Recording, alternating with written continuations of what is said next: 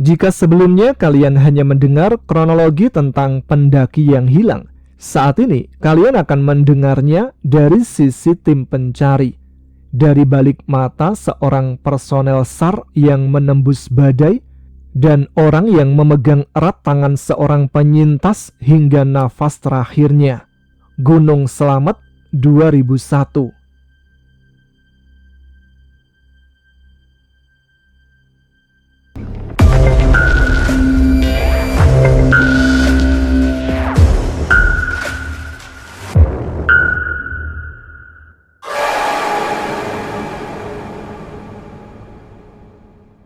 Assalamualaikum warahmatullahi wabarakatuh. Jumpa lagi dengan saya Tama dalam Ada Apa Gerangan.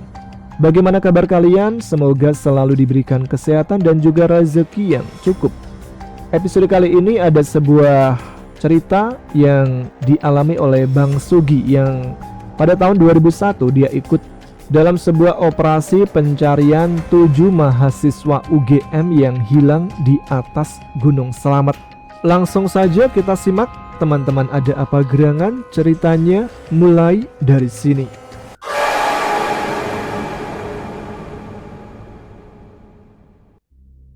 Januari 2026, Gunung Slamet kembali mengirimkan kabar duka yang memilukan. Setelah 17 hari pencarian besar-besaran, pemuda 18 tahun bernama Syafiq Ridan Ali Razan ditemukan dalam kondisi meninggal dunia. Hilang sejak akhir Desember 2025, Syafiq ditemukan membeku di tengah sunyinya puncak tertinggi Jawa Tengah. Tim SAR harus berjuang menembus medan berat jalur Gunung Malang Purbalingga untuk membawa jenazahnya pulang ke Magelang. Ayahnya, Dani Rusman, berdiri tegar melepas putranya. Namun di balik ketegaran itu, tersimpan peringatan keras bagi kita semua. Gunung Slamet tidak pernah main-main. Namun, tahukah kalian, jauh sebelum tragedi Syafiq Ali ini, Gunung Slamet pernah mengukir luka yang serupa, namun jauh lebih masif. Tepatnya 25 tahun yang lalu, di awal tahun 2001. Sebuah peristiwa yang merenggut nyawa mahasiswa UGM dalam operasi SAR yang mencekam. Inilah kesaksian dari Sugi, salah satu anggota tim SAR yang terjun langsung menyisir jalur maut Slamet kala itu. Sebuah kisah tentang perjuangan, firasat kupu-kupu putih, dan detik-detik terakhir seorang penyintas di balik air terjun kering. Awal tahun 2001, tepatnya sekitar Februari, Sugi sama sekali tidak berangkat ke Bandung dengan niat melakukan operasi penyelamatan.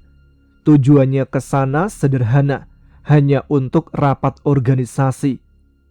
Malam Jumat, ia tiba di Bandung, menginap di sekretariat. Seperti kebiasaan anggota muda, datang, rebahan, lalu tidur pulas tanpa beban. Hari Sabtu pagi, saat matahari belum benar-benar naik, sebuah koran dilipat asal mendarat tepat di tubuhnya. "Weh, bangun!" Suara seniornya terdengar kesal. "Nih, ada berita SAR." Sugi menggeliat malas. "Apaan sih bang? Masih pagi," gumamnya sambil membalik badan. Koran itu dilempar lagi, kali ini bahkan lebih keras. "Hudang maneh," kata seniornya memakai bahasa Sunda. Sugi mendengus. Ia ambil koran itu setengah hati. Awalnya ia mengira ini soal operasi SAR di Gunung Burangrang, tentang pesawat kecil yang hilang, isu yang memang sedang ramai kala itu. Tapi begitu matanya jatuh ke headline Kompas, rasa kantuknya langsung hilang. 7 mahasiswa UGM tersesat di Gunung Slamet belum ditemukan. Sugi duduk. Ia baca pelan-pelan dari atas sampai bawah. Nama kampusnya jelas, jumlahnya jelas, kondisinya juga jelas. Belum ditemukan. Ia menoleh ke arah rekannya. "Ini serius bang," katanya pendek. Tanpa banyak kata, mereka langsung mandi, beres-beres, lalu mencari pengurus. Rapat kecil pun digelar di pagi itu juga. Namun masalahnya satu, Seluruh personel lapangan mereka sudah habis dikerahkan ke operasi tim SAR lain yang ada di Burangrang. Yang tersisa hanya Sugi, satu rekannya, dan pengurus yang tidak bisa meninggalkan base camp karena urusan administrasi. Pilihan waktu itu nyaris tidak ada. "Gimana, siap nggak?" tanya salah satu pengurus. Sugi mengangguk. Padahal ia tak membawa perlengkapan apapun, hanya 2 setel baju, itu saja. Surat tugas pun langsung dibuat. Rencana anggaran biaya disusun cepat. Tujuannya jelas, Purwokerto, kota terdekat menuju Gunung Slamet. Setelah dana disetujui, logistik SAR dibuka. Peralatan khusus SAR memang disiapkan untuk kondisi seperti ini. Tak boleh dipakai kecuali darurat. Sebagiannya sudah dipakai tim lain, tapi masih cukup. Hari itu juga mereka berangkat. Dari terminal Cicahem, mereka naik bis antar kota. Sambil jalan, mereka belanja seadanya di warung-warung terminal. Tahun 2001 belum ada minimarket. Sugi masih ingat betul apa yang ia beli paling banyak adalah dodol sebanyak 3 kilo. Buat apa dodol segitu?"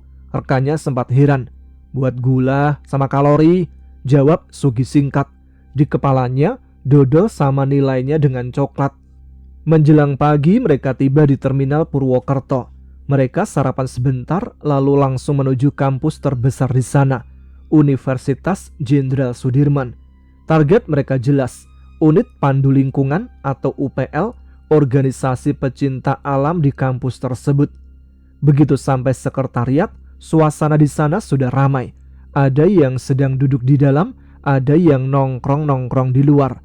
Sugi kemudian masuk dan memperkenalkan diri, lalu menyerahkan surat tugasnya. "Kami dari Bandung, mau gabung operasi tim SAR Gunung Slamet." Seorang pengurus menatap surat itu lama, lalu menghela nafas. "Mas, mohon maaf, operasi ini masih tertutup." Sugi langsung menegakkan badan. "Tertutup? Nggak mungkin, Mas. Ini sudah headline Kompas. Saya aja mungkin yang paling cepat sampai. Besok lusa pasti organisasi lain nyusul." Pengurus itu tampak gelisah. Ia menjelaskan panjang lebar alasan teknis, koordinasi, dan status operasi. Intinya hanya satu, Sugi dan rombongannya belum diizinkan untuk bergabung. Ia lalu diam sejenak, lalu mengangguk. "Ya udah, saya tunggu." Sekitar 1 jam setelah perdebatan dan rapat kecil itu, keputusan akhirnya keluar. "Mas, boleh gabung," kata salah satu pengurus UPL akhirnya. Sugi mengangguk dan tanpa buang waktu, ia langsung masuk ke intinya. "Jadi kronologinya gimana, Mas?" Mereka lalu menceritakan semuanya secara singkat, padat tapi berat. Jadi ada 7 orang pendaki dan semuanya dari UGM, 2 perempuan, 5 laki-laki. Nama-nama itu masih Sugi ingat sampai sekarang. Ada Mas Ruki, Dodo, Fauzan, Dewi, Bergas, Gentur, dan juga Lis. Mereka semua ada 7 orang. Komposisinya campur. Ada calon anggota, ada simpatisan, dan ada juga senior. Kegiatan ini adalah pendakian pendidikan, bagian dari proses perekrutan. Biasanya kegiatan semacam ini dilakukan di Gunung Merapi, tapi saat itu Merapi memang sedang tidak memungkinkan. Akhirnya mereka memindahkan lokasi ke Gunung Slamet. Pendidikan ini bukan naik turun biasa, mereka lintas jalur. Rencana awalnya naik lewat Kaliwadas dan turun ke Bambangan. Total ada 3 rombongan. Rombongan pertama berjalan lancar. Rombongan kedua, inilah yang bermasalah. Sementara rombongan ketiga bahkan belum sempat berangkat. Sugi mendengarkan sambil mencatat di kepalanya. Masalah mulai muncul di batas vegetasi. Salah satu dari mereka, Mas Ruki, mulai sakit. Sugi kemudian menggali lebih dalam dari 1 orang yang selamat dan sudah berada di sekretariat UPL. Namanya Gentur. Gentur menceritakan semuanya dengan suara datar, tapi matanya jelas menyimpan trauma. Mas Ruki sakit, tapi karena rencana lintas jalur, rombongan memutuskan tetap lanjut.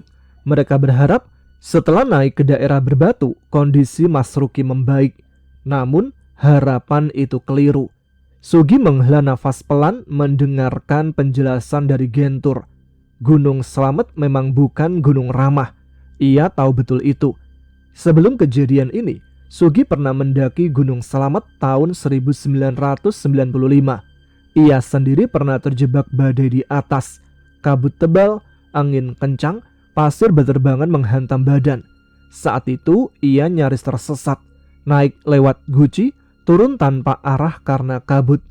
Di pertigaan jalur, ia hanya punya satu senter yang menyala, sementara dua lainnya mati. Masih pengalaman Sugi di tahun 95, ia masih ingat betul bagaimana mereka turun sambil pegangan ransel. Satu orang di depan membawa senter melangkah pelan. Jangan ke kanan, kanan kawah, kiri-kiri. Dan benar, ia akhirnya turun lewat kali Wadas tanpa sengaja. Pengalaman itu membuat Sugi bisa membayangkan apa yang dialami 7 mahasiswa itu kemungkinan jauh lebih buruk. Menurut Gentur, begitu sampai di puncak, kondisi Mas Ruki memburuk drastis, hampir tak tertolong, hipotermia, atau kombinasi kelelahan ekstrim dan cuaca buruk. Semua perlengkapan dikeluarkan, termasuk sleeping bag dan juga matras. Mas Ruki diamankan di satu titik di puncak, bukan ditinggalkan, tapi dilindungi sebisanya dari badai. Saat itu juga ada rombongan pendaki lain di sekitar puncak, pendaki dari Jakarta. Keputusan sulit pun diambil. Dewi akhirnya diutus untuk ikut rombongan dari Jakarta, turun lewat Bambangan untuk mencari pertolongan. Pesannya satu, ada kondisi darurat, rombongan pendaki kritis di puncak. Mas Ruki masih hidup saat itu, tapi kondisinya semakin lemah. Sisa rombongan kini tinggal 5 orang. Mas Ruki ditinggal di titik aman, sementara Dewi turun mencari bantuan. 5 orang itu akhirnya memutuskan turun sendiri. Begitu rombongan itu sampai di batas vegetasi, batas antara tumbuhan dan hamparan batu, masalah makin terasa nyata. Di titik itu, Dodo tidak juga muncul. Padahal seharusnya setelah melewati batas vegetasi, jalur relatif terbuka. Tapi Dodo tak kunjung sampai. 4 orang yang tersisa akhirnya mengambil keputusan berat. Mereka mendirikan tenda di batas vegetasi itu. 4 orang itu adalah Lis, Bergas, Gentur, dan Fauzan. Mereka menunggu Dodo, menunggu dengan harapan ia muncul dari balik kabut dan bebatuan. Tapi Dodo tak pernah datang. Saat tenda itu akhirnya ditemukan oleh tim SAR, kondisinya sudah berantakan. Dan di dalam tenda itu ada satu fakta pahit. 1 orang lagi tumbang. Artinya, dari 7 orang awal, Mas Ruki ditinggal di puncak dalam kondisi kritis. Dodo hilang di bebatuan, tidak diketahui nasibnya. Sementara 1 orang tumbang di tenda batas vegetasi. Hingga tersisa 3 orang yang masih bisa bergerak. Mereka tidak saling meninggalkan karena ego. Sugi yakin soal itu. Mereka turun dengan satu tujuan. Siapapun yang masih kuat harus segera mencari bantuan. Mereka bertiga turun bersama sejauh mungkin. Lalu satu demi satu berpisah secara alami karena kondisi fisik. Yang akhirnya berhasil lolos adalah Dewi yang lebih dulu turun lewat Bambangan bersama rombongan dari Jakarta. Informasi itu disusun oleh Sugi, menyambungkan potongan-potongan itu di kepalanya. Ia lalu angkat bicara di forum kecil itu. Kita harus menyusuri dari titik dia lolos, dari tempat Gentur keluar. Itu kunci awal, kata Sugi tegas. Ia lalu menoleh ke Gentur. Lo masih inget nggak tempat lo keluar?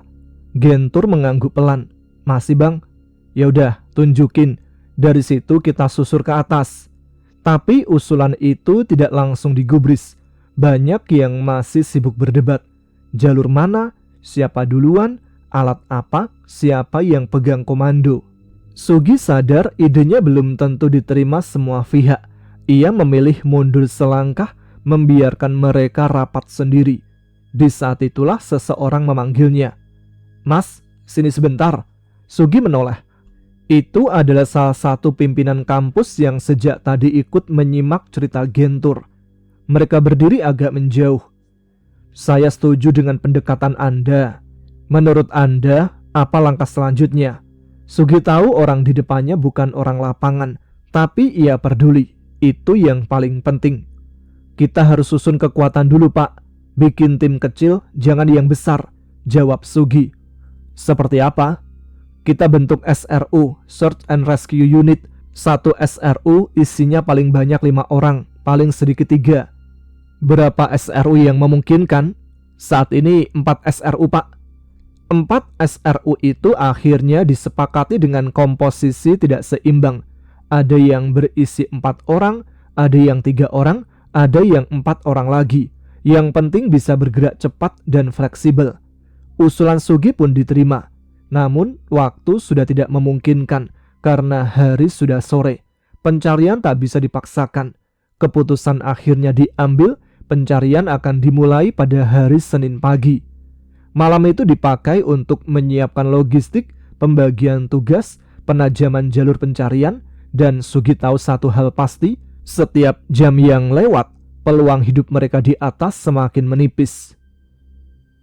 Singkat ceritanya, hari Senin pagi, tim langsung bergerak menuju lokasi.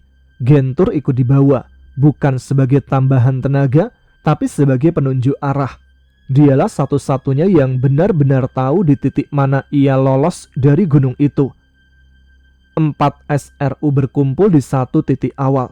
Di luar SRU, ikut hadir juga bapak yang sebelumnya pembantu Rektor 3, beberapa pengurus, dan tim pendukung bawah. Pencarian sebenarnya sudah berjalan dari beberapa arah. 2 tim dari jalur lain, 1 tim dari Bambangan. Sugi tidak terlalu memikirkan pembagian itu. Ia fokus pada SRU-nya sendiri. SRU Sugi berisi 4 orang. Sugi, 1 anggota KSR, 1 anggota Menwa, dan 1 personel tambahan. Komposisi yang menurutnya aman. Perlengkapan mereka lengkap. Alat masak, flysheet, matras, golok tebas, tali webbing, jerigen, alat navigasi, dan peta cetak yang sengaja Sugi bawa dari Bandung. Mereka mulai bergerak sekitar pukul 10 pagi. Pelan, bahkan sangat pelan. Hari itu bukan soal jarak, tapi soal ketelitian. Setiap menemukan jalur lolosan ke bawah, Sugi selalu menghentikan tim. Kadang ia sendiri yang turun. Ia menyusuri lereng sampai ke sungai, memastikan tidak ada jejak, tidak ada tanda manusia. Kalau aman, ia akan naik kembali. Begitu terus dan bergantian. Menjelang siang mereka rehat, makan nasi bungkus yang sudah disiapkan. Pencarian dilanjutkan sampai sore. Efektifnya memang hanya setengah hari, karena mereka bergerak dari bawah ke atas, bukan jalur umum. Menjelang malam mereka mendirikan bivak. Malam Selasa berlalu tanpa kejadian apapun, hanya sunyi dan suara radio sesekali. Sugi tetap menandai jalur. Setiap jalur lolosan ia beri tali rafia merah dan 3 bacokan di kulit pohon. Itu merupakan ciri khasnya. Bagi Sugi, tanda visual harus jelas, tidak cukup 1. Hari Selasa pagi pencarian dilanjutkan dengan pola yang sama. Setiap lolosan ke sungai dicek, radio terus dipantau. Menjelang siang, kabar masuk dari radio. Dari jalur Bambangan, ditemukan 1 korban di tenda batas vegetasi dalam kondisi meninggal dunia. Dia adalah Fauzan. Evakuasi sudah dilakukan. Personil tambahan mulai masuk dari bawah. Tidak lama setelah itu, kabar lain menyusul. Dodo ditemukan, posisinya di bebatuan. Bukan terselip, tapi seperti berusaha menyelamatkan diri, lalu kehabisan tenaga. Dia ditemukan meninggal karena hipotermia. Sugi mendengarkan laporan itu tanpa banyak bicara. Artinya, sekarang hanya tinggal 3 nama. Namun, hari Selasa berlalu tanpa temuan baru. Malam Rabunya, mereka kembali bermalam di lapangan. Malam itu, setelah makan dan ngopi, mereka bertiga berdiskusi ringan. Bukan diskusi formal, lebih ke analisa lapangan. Kalau dari arah larinya, kemungkinan nyebar ini, ujar salah satu anggota. Sugi terdiam. Ia justru tidak ngopi malam itu. Ia memilih minum susu kaleng. Saat itulah 2 ekor kupu-kupu kecil berwarna putih masuk ke area bivak. 1 masuk beterbangan lalu jatuh ke gelas. Beberapa detik kemudian, 1 lagi masuk langsung jatuh dan mati. Sugi mengangkat gelasnya, mengeluarkan kupu-kupu yang masih hidup, lalu menepuknya keluar. Yang satu lagi dikeluarkan dalam kondisi mati. Ia tak berkata apa-apa, tidak mengaitkan apapun, hanya merasa aneh. Hari Rabu pagi, mereka kembali bergerak. Sekitar pukul 9, Sugi mulai fokus pada satu hal tambahan, yaitu air. Perbekalan air hampir habis. Setiap lolosan ke sungai tidak hanya dicek jejak, tapi juga potensi sumber air. Akhirnya, mereka menemukan satu jalur turun. Turunannya sekitar 1,5 meter ke dasar sungai. Sugi melompat lebih dulu dan ternyata aman. Ia lalu menginstruksikan tim untuk menurunkan jerigen dan botol menggunakan tali webbing. Jerigen terakhir tidak dilepas, dibiarkan menggantung sebagai pegangan. Air di sungai itu tidak mengalir, bukan arus, tapi genangan-genangan air tenang. Sugi menyuruh mereka berhenti. Udah selesai, tarik semua. 2 orang di atas langsung bergerak. Sugi sendiri masih berada di bawah di dekat sungai. Ia mengecek lagi ke atas dan ke bawah, sama seperti kemarin, namun tidak ada apa-apa. Ia lalu mulai mencari pegangan untuk naik. Saat turun tadi ia melompat, tapi untuk naik tidak bisa asal. Ia mencari batu yang pas, akar yang kuat. Begitu berhasil naik, Sugi tidak langsung menyusul 2 rekannya. Ia berhenti di atas sebuah batu dan diam. Matanya kembali mengarah ke sungai yang ada di bawah. Dan disitulah ia melihat sesuatu. Awalnya samar. Itu apaan ya? Ia memperjelas pandangan. Kayak kain, tapi bukan. Kayak sepatu. Ia masih ragu. Sugi lalu memanggil ke atas. Woi, turun sini bentar. 2 rekannya menoleh. Apalagi sih? Airnya udah penuh kan? Udah sini turun aja. Ada yang aneh. Mereka lalu turun tanpa ranselnya. Gua kayak lihat sesuatu. Lu jangan salah lihat, kata salah satu dari mereka. Lu lihat aja sendiri. Itu arah jam sekian. Mereka mencoba menajamkan pandangan. Lu gak bawa binokular? Enggak, tapi jaraknya dekat, lihat aja. Akhirnya mereka turun lagi. Dan begitu jarak semakin dekat, semakin terlihat jelas. Itu merupakan sepatu, celana, dan tas selempang. Tasnya langsung dikenali oleh Sugi, merek Alpina. Tas selempangnya model lama yang dulu sering dipakai, namun sekarang sudah jarang terlihat. Celananya celana rengkut dilipat rapi, terlalu rapi untuk disebut hanyut. Sugi langsung membagi tugas. Oke, gua cek ke bawah. Ia memperhatikan alur air. Kalau air deras, itu akan jadi air terjun. Sekarang hanya genangan-genangan air bertingkat. Sekitar 7 meter dari atas, manusianya tak terlihat, tapi ada riak kecil. Di sisi lain, samar terlihat sesuatu. Ada orangnya, kata Sugi pelan. Ia lalu naik lagi ke atas. Kalian cari jalur turun, gua siapin dari atas. 2 rekannya mencoba turun, tapi mentok di tebing. Akhirnya Sugi mengambil keputusan. Kita pakai webbing. Mereka punya 3 webbing. 1 orang diturunkan lebih dulu. Begitu sampai bawah, teriakan terdengar. Woi, ada nih. Nada suara berubah serius. Sugi langsung bekerja cepat. Carol diikat, webbing disiapkan. 1 persatu diturunkan. Sugi sendiri terakhir. Ia mengikat webbing ke pohon di pinggir lalu turun. Begitu sampai bawah, mereka menemukan seorang perempuan. Waktu itu masih hidup. Ia berada di genangan air, tangannya bermain-main di permukaan, namun matanya terpejam. Jelas hipotermia. Salah satu dari mereka merupakan anggota KSR. KSR adalah unit kesatuan di bawah naungan Palang Merah Indonesia yang beranggotakan para relawan. Bisa dibilang personel KSR bertindak sebagai tenaga medis lapangan. Mereka adalah orang-orang yang memiliki keahlian khusus dalam pertolongan pertama gawat darurat. Udah, ini saya yang nanganin. Sugi hanya mengangguk. Ya udah, elu rawat dia, kita beresin tempat. Sugi melihat sekeliling. Di balik dinding air terjun yang saat itu kering sama sekali, ada gerong alami. Saat air deras, tempat itu jadi kolam turbulen. Sekarang kering. Nyaman, ada pohon-pohon besar, banyak ranting-ranting kering. Sugi langsung bekerja. Ia mengumpulkan ranting dan membuat api unggun. Kompor dikeluarkan, air dimasak. Setelah selesai, Sugi menuangkan teh. "Minum dulu," katanya ke kedua rekannya. Sementara itu, korban dikeluarkan dari genangan dan dibaringkan di atas matras. Penanganan berjalan. Pakaian luar dilepas, celana dalam masih dipertahankan demi kesopanan. Sugi mengamati. Dalam hatinya, ia tahu prosedur. Skin to skin memang benar. Ia pernah dapat teori itu 2 kali. Saat pendidikan dasar, ketika materi PPGD, pertolongan pertama gawat darurat. Seharusnya korban dipeluk langsung, tubuh ke tubuh di dalam sleeping bag.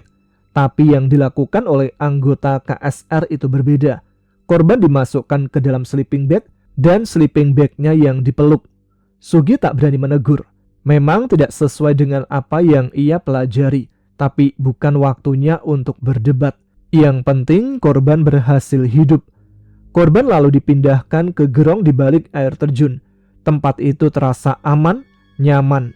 Dalam hati Sugi yakin, ini pasti bisa diselamatkan. Ia lalu mengeluarkan sepotong parafin, bahan bakar padat yang dulu jadi andalan. Api langsung hidup besar dan stabil. Perbekalan mereka masih utuh. Dodol masih hampir 3 kilo. Minuman kaleng dibuka sekedar merayakan satu hal. Mereka menemukan korban dalam keadaan hidup. Setelah itu, Sugi mulai bekerja seperti biasa. Ia duduk sedikit menjauh, membuka peta kertas dan mencatat koordinat. Tidak ada GPS waktu itu, hanya kompas dan sistem grid 4 angka. Semua ditulis rapi. Lokasi penemuan, kondisi medan, tebing, alur sungai, air terjun kering, dan kondisi survivor ketika ditemukan.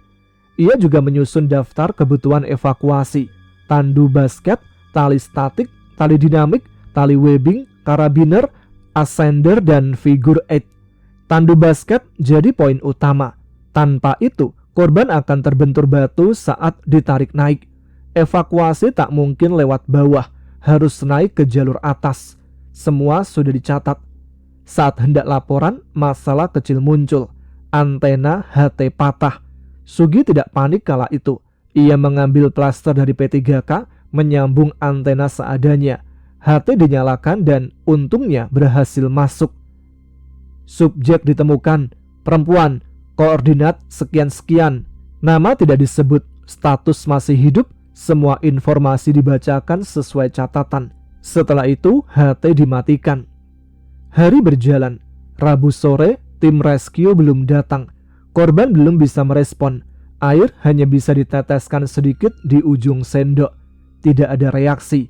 Piket bergantian, semua berjaga. Sekitar pukul 3 dini hari, giliran Sugi berjaga. Ia mendekat, tidak ada suara nafas. Ia langsung membangunkan 2 rekannya. "Bangun, bangun, bangun." Anggota KSR langsung melakukan RJP atau nafas buatan, menekan dada. Semua prosedur dijalankan. Namun, tidak ada respon. Dan akhirnya, korban dinyatakan meninggal dunia. Waktu sudah masuk Kamis pagi. Mereka hanya bisa diam, doa singkat pun dipanjatkan. Karena hujan gerimis mulai turun dan medan licin, evakuasi tidak memungkinkan. Batang-batang besar bekas hanyutan banjir terlihat jelas, tanda bahaya jika hujan membesar. Akhirnya diputuskan mereka tetap bermalam di lokasi. Malam itu adalah malam Jumat. Sugi tidur di dekat jenazah, hanya terhalang batang pohon besar. Ia sengaja banyak minum dan buang air sebelum tidur, takut harus bangun tengah malam. Di sana tidak ada cerita, tidak ada obrolan panjang. Namun api unggun tetap dijaga supaya menyala. Pukul 10 malam mereka pun tertidur. Pagi harinya Sugi bangun paling dulu. Cahaya sudah masuk. Ia membuka sleeping bag untuk memastikan korban masih ada. Sekitar pukul 11 siang, tim evakuasi akhirnya datang. Sugi naik ke batu besar untuk memandu arah. Ia marah karena jalur yang sudah ia tandai dianggap tidak jelas. Goloknya sudah patah sejak hari sebelumnya dan tali rafia habis, tinggal bekas bacokan di batang pohon. Ia menunjuk dari atas batu, mengenakan celana pendek merah agar terlihat jelas. "Di bawah, di sana." Tim datang termasuk Basarnas. Namun peralatan yang ia minta tidak lengkap, tidak ada tandu basket. Namun evakuasi tetap dilakukan dengan tandu darurat dari sarung dan batang kayu. Singkat cerita, jenazah berhasil dievakuasi ke atas. Setelah proses itu selesai, dilakukan diskusi singkat. Masih ada 2 orang yang belum ditemukan. Mas Ruki yang terakhir diketahui berada di sekitar puncak, dan Bergas yang sampai saat itu juga belum ditemukan. Sementara Lis sudah dipastikan berada di lokasi yang lebih atas dari titik evakuasi sebelumnya. Jumlah personal menyusut, tersisa belasan orang yang masih sanggup melanjutkan pencarian. 2 rekan Sugi memilih turun ke bawah untuk memberikan penjelasan kronologi secara lengkap kepada tim pendukung dan pos bawah. Sementara Sugi memutuskan tetap melanjutkan. Kebetulan di sana ada seorang anak muda dari Purwokerto, bukan anggota Mapala, yang ikut rombongan dan menyatakan siap lanjut. Tim kemudian dibagi 2. 1 tim menyusuri alur sungai, 1 tim menyisir punggungan bagian atas. Sugi memilih jalur punggungan. Ia yakin kuat bahwa korban berikutnya tidak jauh dari jalur sungai bagian atas. Namun di sisi lain, ia juga sudah yakin bahwa korban tersebut kemungkinan besar sudah meninggal. Karena itu, ia memilih tidak berada di jalur sungai. Pembagian tim disepakati. Sekitar 10 menit setelah bergerak, radio berbunyi. 1 subjek ditemukan dengan botol kosong di dekatnya. Sugi langsung paham. 4 orang dari timnya turun menuju lokasi temuan. Sugi tersisa berdua dengan anak muda dari Purwokerto. Mereka lalu melanjutkan naik menuju lokasi tenda lama yang sebelumnya sudah ditemukan dalam kondisi berantakan. Saat tiba, tenda sudah tidak ada. Sudah dievakuasi bersama Fauzan sebelumnya. Karena Sugi tidak mengalami langsung kejadian di lokasi tenda itu, tidak ada rasa takut yang tersisa. Mereka memutuskan bermalam di sana dengan flysheet sederhana. Cuaca di atas masih buruk, kabut tebal. Mereka sepakat bermalam dan melanjutkan keesokan harinya. Singkat cerita, keesokan pagi, meski cuaca masih tidak bersahabat, mereka mencoba naik lebih tinggi. Perlengkapan besar ditinggal, hanya membawa tas kecil berisi logistik. Sugi mengenakan sarung, kebiasaan lama pendaki Wanadri. Di jalur, mereka bertemu 2 orang pendaki dari arah Bambangan. Salah satunya memperkenalkan diri sebagai anggota Mapala UI. Jaket bulu angsa, perlengkapan lengkap. Jelas dari organisasi besar. Sugi tidak menyebutkan asal organisasinya. Mereka saling bertukar informasi singkat. Sugi dan rekannya memilih bergabung dengan rombongan besar di batas vegetasi. Lokasi sudah terlalu ramai. Dalam kondisi seperti itu, Sugi memutuskan turun saja karena terlalu banyak orang, terlalu sempit ruang gerak. Sekitar 20 hingga 30 menit turun, Sugi bertemu dengan rombongan dari Wanadri. Ia bertemu beberapa seniornya, termasuk Kang Ogun Ujang. Para senior justru menyarankan Sugi naik kembali karena di bawah terlalu padat, sementara di atas masih butuh tenaga. Akhirnya Sugi pun kembali naik. Mereka di sana mendirikan bivak sederhana.